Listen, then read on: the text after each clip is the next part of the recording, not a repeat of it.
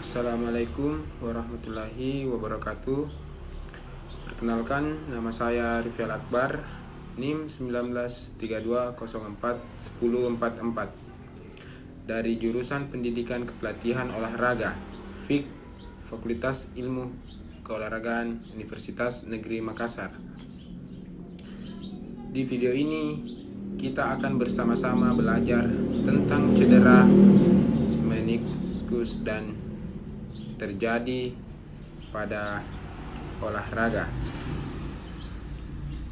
Berikan tips bagaimana cara mengobati mandiri cedera meniskus medial atau bantalan sendi lutut bagian dalam.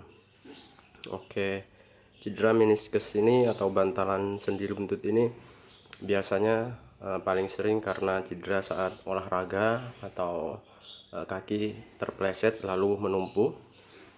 Awalnya biasanya ditandai dengan peradangan atau bengkak selama beberapa hari atau bahkan sampai 1 mingguan lebih. Oke, pertama kalau fase awal atau fase radang,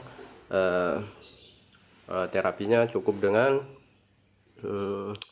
di kompres icing sama di bandage, bisa juga sama gentle aktif, cuma dilatih gerak-gerakkan dulu. Untuk sendi lutut biasanya kalau sudah cedera meniskus itu untuk nekuk maupun meluruskan lutut itu sakit atau tidak bisa, serasa lutut ini seperti terkancing atau terkunci di posisi tertentu. Oke, nah terapi menggunakan Graston ini kapan boleh dilakukan kalau cedera seperti ini? Jadi dilakukan terapi mandiri menggunakan Graston setelah lewat masa akut atau subakut sekitar 1 minggu. Nah, pertama di mana saja yang harus dilakukan tindakan terapinya. Pertama yang harus dirilis adalah otot-otot quadricepsnya, terutama quadriceps bagian dalam sini. Ini apabila terjadi cedera meniskus, otomatis otot-otot di sini akan kaku, memproteksi. Otot sekitar sini, sama sini itu akan kaku. Juga nanti di tibialis anteriornya di sini juga akan mengalami kekakuan. Oke, langkah pertama yang harus kita lakukan adalah menggosok menggunakan yang satu ini. Nanti gosoknya bisa ke bawah seperti ini. Sebelumnya baluri minyak dulu biar licin. Gosok seperti ini. Gosok sampai ke arah lutut bagian sini.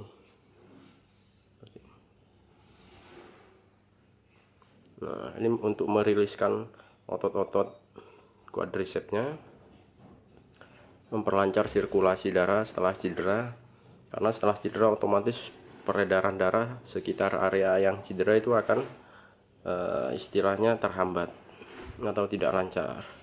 Otot memproteksi sehingga kekakuan otot-otot sekitarnya akan tinggi atau meningkat.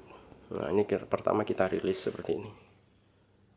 Pelan-pelan saja, lakukan sekitar agak lama kalau merilis yang di sini 3-5 menit seperti ini terus, lalu pindah ke quadriceps sisi tengah sini.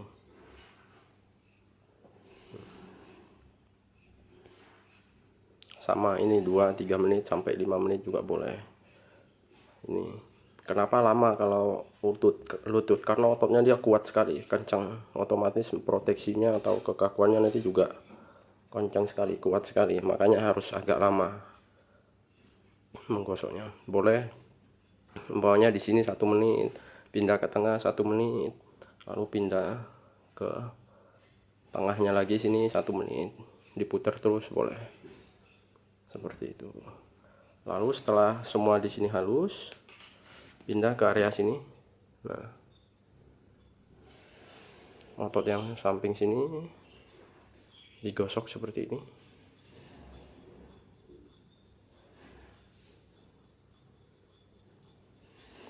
Awalnya mesti ada nyeri di sini kalau kita tersentuh dengan otot yang mengalami cedera atau yang luka, jaringannya di sini, bekas lukanya dia akan sakit.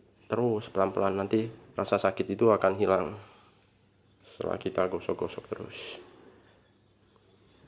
Setelah area di sini kita pindah ke tibialisnya dulu. Bisa dari bawah ke atas atau atas ke bawah. Seperti ini.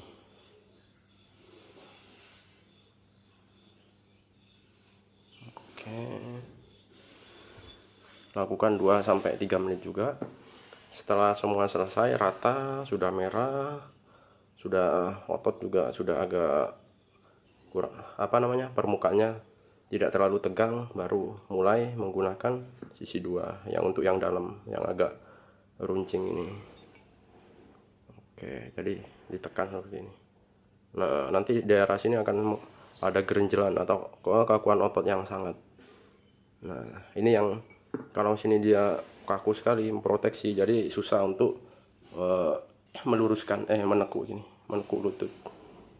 Nah, karena sini dia tidak bisa saat menekuk ini, nah dia nggak bisa relax gitu, nggak bisa mengulur serabut ototnya, jadi dia tetap gini terus, makanya nah susah, jadi harus diulur biar bisa nekuk. Oke, sini terus ditekan terus. Oke, ini akan sakit sekali di sini. Terus tapi pelan-pelan. Kalau tidak kuat sakitnya ya pelan-pelan, pelan-pelan nanti ditambah masuk, ditambah tekan, ditambah tekan, ditambah tekan, seperti itu. Oke, selanjutnya setelah sini juga di sini di atas tempurungnya, nah ini harus dikendorin semua tendon-tendonnya di sini. Di sini juga mesti ada kekakuan semua di daerah sini. Lalu pamungkasnya ujungnya kan di sini, dia meniskusnya ini mesti kalau ditekan ini kayak ada kayak ada kerikilnya, otot yang paling keras menonjol. Nah, sisa peradangan di meniskusnya biasanya kalau diraba gini terasa sekali. Oke, lalu gosoknya langsung pakai yang ini, dia gini kayak dikerik, dihaluskan. Bisa ke atas atau bisa ke bawah, seperti itu. Ditelateni terus seminggu 2-3 kali melakukan terapi seperti ini, bisa bagus sekali nanti hasilnya. Terus pokoknya dikerik terus, ini dikerik terus. Oke, yang bagian depan sudah, yang belakang juga, hamstringnya juga sama betis juga harus digosok. Ini aja, betis pakai yang satu dulu, superficial dulu, 2-3 menit, sama belakang 2-3 menit, lalu diakhiri sama pakai ini, tekan kuat.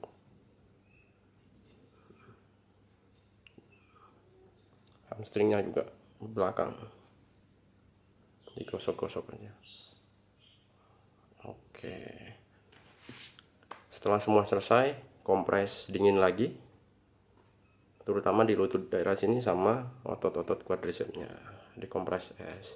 Setelah itu baru latihan, kita umpamanya menekan lutut ke bawah gini, latihan gini, dilatih gerak sendiri, harus dipaksakan dilatih. Ini lutut menekan ke bawah seperti ini, bisa gini. Oke, latihan bridging exercise bisa umpamanya kaki tekuk dua-duanya terus angkat pantat gini, bisa seperti itu. Dilatih penguatan seperti ini, boleh ke atas ke samping. Pokoknya setelah 1 minggu harus diterapi cepat, sama jangan didiamin, dipaksakan. Otot ini selalu bergerak, otot lututnya, supaya ototnya yang lain ini tidak cepat lemah atau tidak cepat mengalami atrofi nanti.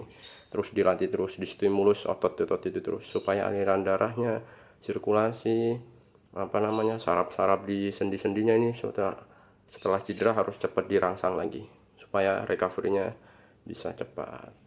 Oke, mungkin itu aja tips dari saya, tips yang simple ini, semoga bisa bermanfaat bagi yang cedera meniskus medial atau cedera bantalan lutut bagian dalam. Oke, akhir kata, semoga kita sehat selalu. Salam sehat, salam bermanfaat.